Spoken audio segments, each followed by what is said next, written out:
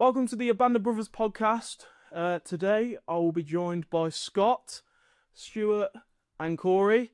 We're going to be talking about a range of things, but we're going to start off with the introduction because this is the introduction podcast. I'm going to be speaking about our stories and what ABandOfBrothers is mainly. Do you want to kick us off? So ideally how we ended up here. Yeah. How have we ended up in these chairs today? So I've been here for 3 years. Let's do a quick check around the room and see length of time men have been here for. Okay, I'll start. Well, I only got initiated in this year, July this year. So I'm actually only about 3 months of actually initiated ABandOfBrothers. But And when you say I start- January this year, what does that mean? so I started the ABandOfBrothers program in January this year, but I've obviously progressed on to be an initiated man within our community. So for the listeners, do you want to share with them a little bit about what starting in the ABandOfBrothers program meant for you? Okay, so I initially started through another mental health organisation, which is known as Coventry Warwickshire Mind. I joined the program at the very start because it was kind of becoming to the end of my journey with them, and they wanted to refer me onto another program, which they suggested that would be good for. When I initially found out about it, I was like, oh, I don't know about that, sharing my thoughts and all that. But then I basically went to an open evening where we had at the Salvation Army in Leamington, and yeah, I loved it, man. Well, actually, the first night I came to, I was sick on the first night. That's the funniest thing. So I had a horrendous stomach bug, and there was a big room of men all talking about it, and I was like, I'm not gonna fit in here. Like, what's going on? And then here we are, 9 months later. It's crazy. And that was the very first time you met anybody from ABandOfBrothers when you rocked up on the Monday night? Yeah, actually, I spoke to Stuart on the phone a few nights before that night about wanting to come, and I was a bit iffy. I was like, I can't. I think you come to an open evening though. Yeah, About did I come to I think you come to an open evening like a month or so before, Yeah, I think Surely you're right. Yeah. like an open event. So it seems time's warped for you a little bit. Yeah, I can't. You've been around since around January. Around January. Okay. Type of time, yeah. How about you, Corey? When did you first get in contact with the ABandOfBrothers? Yeah, so I was a couple of months before James.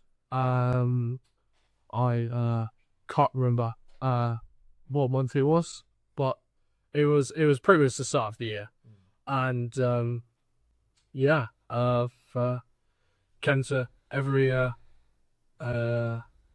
circle ever since then. Right, you've been a cornerstone of the community ever since you've joined. Of course. I enjoy attending, so I'm happy to be of service. What is it you enjoy about attending? Different things. I enjoy my own growth. I enjoy watching other people grow, and there might be a small part of me that's waiting for the food, but I'll see how people cook and see how good they are. But it's all about my own growth and everyone else's growth. I love seeing people, growing and becoming a better version of themselves. Yeah. Thank you. And I'm guessing for the listeners out there, there'll be some confusion as to what we actually do, why there's growth, why this happens. But before we delve into that a bit more, love to hear your introduction, Stu. When did you come to ABandOfBrothers? So what are we now? We're in November now. So it's over a year ago. I think it was last August, September, the year before, I think. But for me, I came looking for a change in my life and a change in me being able to deal with situations. And I had a really good friend of mine, George, that was involved for I don't know how many years he's been involved, 6 or 7 years or something. 7, I believe, yeah. 7 years. And he keeps on saying, come along, come along. So I got out of prison, came along, and a friend I was in prison with was there as well. And we went through the whole quest cycle and got involved. And for me, what it does, it gives you a space to be able to express yourself. You're not being judged for the people that you're with. I'm not being judged, because we work off the I. It's not about it. So I won't be judged from the people that I'm with, but at the same time, because I can speak so openly, what happens is I sort of start understanding myself a little bit better, because I start speaking about it, and because other people are listening, then you start sort of reflecting on it a bit more. And what that did for me was able to make me grow in a way that I wanted to, like with a little bit of guidance rather than just fucking ploughing forward without a direction. But yeah. I'm struck by the newness of the four of us in the room. I travel around, so we're a national charity, and there's I think 12 current communities that exist around the country, and I meet guys that have been with ABandOfBrothers since the start, which formed down in Brighton, and guys have been around 17, 18 years. So me, I've been here for 3 years, and I say here, not in this room, but part of ABandOfBrothers, and I'm really curious to hear how everyone got to find out about us. You guys were both referred to ABandOfBrothers through a partner that we work with. You were introduced by a friend. Yeah, member, yeah. My member. And I had a serendipitous moment where my physio had seen an ad in the local paper and said to me, hey, if you want to learn about mentoring, why don't you go and be part of this community that's already doing it and learn from them? And that was my anniversary of that particular experience was 3 years ago in October. So we're all pretty new with regards to the experience. Yeah. But I think we've all got something in common. It's like we all want to be able to give, but at the same time we want to be able to grow ourselves. We want to be able to become better people, and to be able to do that, that gives us the tools to be able to mentor people, because become better people ourselves. And I think a lot of people, they don't reach that point. What they do is they go through life not being self-aware and what they can become, and you get into a cycle of not really growing to the possibilities that you can be. But what I like about this organisation is every week people meet up. Maybe they won't come every week, but regardless, everybody's on that same journey of trying to become a better version of themselves, and having the men around them to help them do that. It's like a special thing. Yeah, I agree with you. And you mentioned mentoring, because both of you guys started, and we have there's like a pivotal moment in men's experience. Every single man that's part of ABandOfBrothers goes on a weekend that is a rites of passage weekend, an attempt to recreate a cultural initiation from boyhood to manhood. But before we even get to that stage, you guys were lucky enough to have mentoring that happened beforehand, and that's the purpose of our charity is to mentor young men. Yeah, exactly that. Speak to that. What was mentoring like for? I can speak a little bit into the mentoring. So I had a little bit of a whirlwind, to be honest with you. So far I think it's 22 weeks in total of mentorship. So my mentor was an older man in our community, in fact.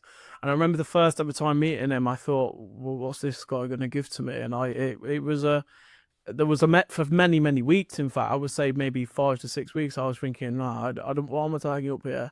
But I persevered with that. And then throughout that time, I actually met other men that kind of mentored me on that journey. Not necessarily my designated mentor, but other men within our community.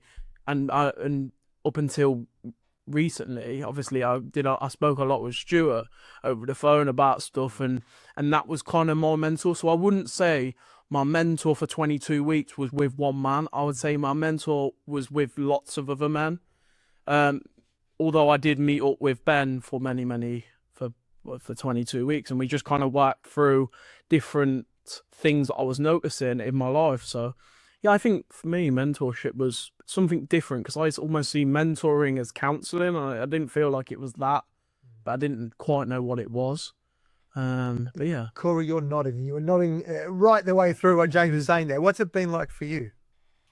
Yeah, so it's definitely been interesting, new experience, and I love new experiences, and it was important for me to go through that, for me to grow, and I enjoyed every step of the way up until now, and yeah, I sort of I didn't really know, much about anything to do with mentoring or some sort of being mentored, or go through quest cycle and all these things. But like I said, I enjoy new experiences, so I put my right foot forward and just stayed on the path, and I'm glad I did. Nice. To get some person I am now, and so I can, like, I'm not perfect now, and I don't think anyone is ever perfect in every aspect. So I still feel like I've got a lot of growth to do, and I think being surrounded by a group of men, and a lot of which I could call my friends, I'm happy and I'm glad that I have these men around me to help me grow and to help me become the best version of myself that I can be. So would you agree with James's comment about having many men that are mentoring you, not just an assigned mentor? Oh yes, yes, yes. I would totally agree with that. I mean, there's been I've only had two appointed mentors, shall we say? But I feel that everyone, even the other people that are getting mentored, can teach me things, and they sort of help me grow just by being themselves, being open, and just allowing me to be open. And I think that's wonderful. And yeah. It goes both ways. We were talking about, I'm thinking back to one of the first young men that I mentored and the lesson that he taught me, because I went into it, and as a coach, I coach people to an outcome. And I remember going into a conversation thinking, I recognize what might be needed here. Let me see if I can be clever and give some counsel as to what that might be like. But gee, he shut me down straight away. The whole mentoring experience for that day was something of me reflecting how any attempt to fix or to rescue was met with an appropriate, here's a boundary, back off. That's not what it's here for. Yeah. And from that moment on, it was such a beautiful transformation for me, because not just for him, but for every other young man that I've had the pleasure of mentoring since then, I just walk by their side, and we just walk together and we figure stuff out. And so I like to literally do the walking. I know we can go to a coffee shop and we can sit down and have a chat, but actually for me, sometimes just walking and talking by the side of another man is a real gift that gives me learning, and the young men that I'm working with, maybe they get inside as well. I think it gives them the space to be able to have a look at their life and have somebody with them that can maybe guide them or show them what tools to use to be able to get where they need to be. I think a lot of young men, they're lost in life. So what happens is they'll go through doing what their peers are doing and everybody else, but they're not happy with being who they are. But all they need is a strong, solid mentor there, or a number of them, to say, hang on a minute, you're living this, you're living this life that you're not happy with. There are different options. There is a way that you can live your life which doesn't sort of cause you so much pain and the community so much pain. But yeah, it's not just the young men as well. I had the pleasure of having a meal up the road from here, and you and I were having one of these conversations. The strange thing is, it's sort of like, I think if a person is open to wanting to grow, then every person that comes into their life, what actually happens is, if that person is in the same space, you are both giving each other something to help you grow. It doesn't matter what the age is or the background or whatever. Doesn't even if they're involved with a band of brothers. These people come into your life every day. The good thing about a band of brothers is it's all of these people from the same community meeting up there every week to do that specific thing. So when you can have that once a week in your life, is like something to ground you and to root you into a good foundation. And then through the rest of the week in your everyday life, you're using those tools that you're being learnt with these wise people within the community and with your family. Then it's about making making everything a little bit better. It does feel like fertile ground to grow in. 100%. And so turning up for me, for you, for anybody, for you guys, when we turn up to the space, everybody has the chance to grow. Do you know, I think one thing I pick up from mentoring on the Quest weekend. Can I say that? I guess so. Yeah. And that's that. So the Quest weekend, just to help everyone understand, that's the rite of passage. Yeah, the rite of passage weekend is what we refer to as the Quest. Yeah. Which comes after the 12-week mentoring. 12 week, Yeah. and then you have the Quest. Then you have another 10 weeks of mentorship. Yeah. And everyone told me that it will transform your life. Yeah. When you go to this, and I was thinking, there's no way nothing's going to transform my life. And I can honestly say, I went on that Friday, and on the Sunday, I was a different man. Yeah. And so whether you believe in this transition from boyhood to manhood, I think I definitely went through it on some sort of level. But yeah. Yeah, and I think one of the things I've picked up from that whole process, being staff in a weekend especially, is that listening is the biggest skill in life you'll ever take. And for me, if I don't listen to someone, I'm not going to be able to. I was always under the impression I need to fix things.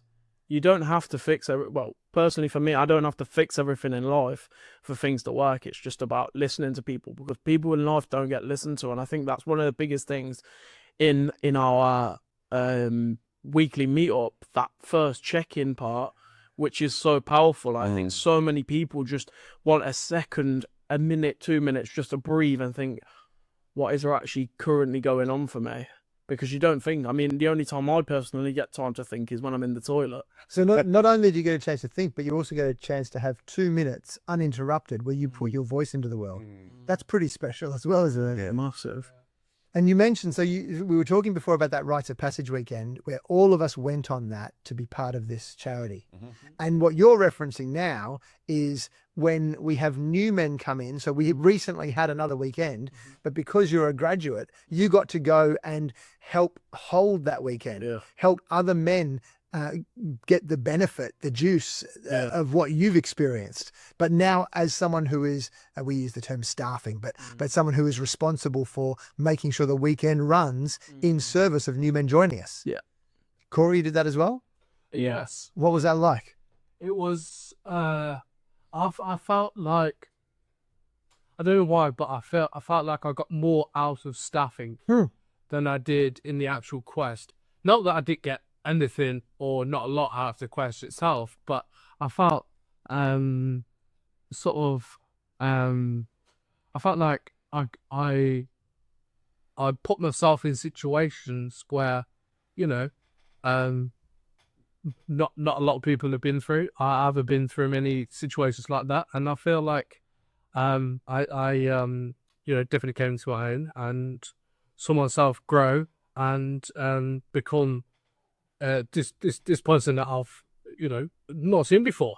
I was you know, leading a couple of things, and I've never felt sort of confident enough to be able to do that. And when I staffed the weekend, I definitely aced it. I had a couple of people come up to me and start, man, you've like there's the person we saw on the quest is a completely different person from what you're seeing today, and it kind of, it made me feel better to know that someone noticed that I'd done something, you know, amazing, and something that I hadn't done before, and sort of things like that. So it definitely helped my confidence and helped me become, you know, slightly better. And I think on the quest weekend, it was sort of, I was just sort of experiencing it, do you know what I mean? And sort of just seeing, you know, what was going on, and just slightly confused, to be fair, the whole time. But yeah, I think on the staff weekend, I definitely got more out of it, especially because I could see the process of sort of what happens on a quest weekend, and that definitely helped me understand myself, you know, what happens, and it then made me feel sort of a part of it, a part of the actual inner workings of this great group of people. And I definitely enjoyed it. So No, no. definitely do it again. And I get the sense, certainly for me, there's a bunch of questions that I'd like to explore in more detail, which I think we'll need to have in another episode. A bit of a, how did we end up getting here in the first place? Not just how we were referred, but what our story was before we even ended up here. Yeah, exactly. And I'm guessing some of the listeners probably also have questions as well, because we've surfaced a bunch of stuff today. We've talked about this 22 weeks of mentoring that the younger men goes through. We've talked about a rites of passage weekend, which comes somewhere in the middle of those two things. Yeah. We've talked about mentoring, where as older men, we get to mentor younger men, and that there's this community of all of these men that are there that are in service of mentoring and creating this fertile ground for growth. So we've touched on lots of stuff, and if people do have questions, I'm sure they can message in. Yeah, We can there'll speak be to them. There'll be a thing. If obviously your Band of Brothers has got their own social media, but you can also put your questions underneath or message one of the Facebook pages if it's something you would be interested in. But obviously, it's unfortunately the time where we have to end this episode. But obviously, we will. It was so quickly. But yeah, so we this is the end of the introduction. If you would like to hear our stories, there'll be another episode out next week. We hope you enjoyed this podcast, and from the rest of from A Band of Brothers, see you soon. Thank you.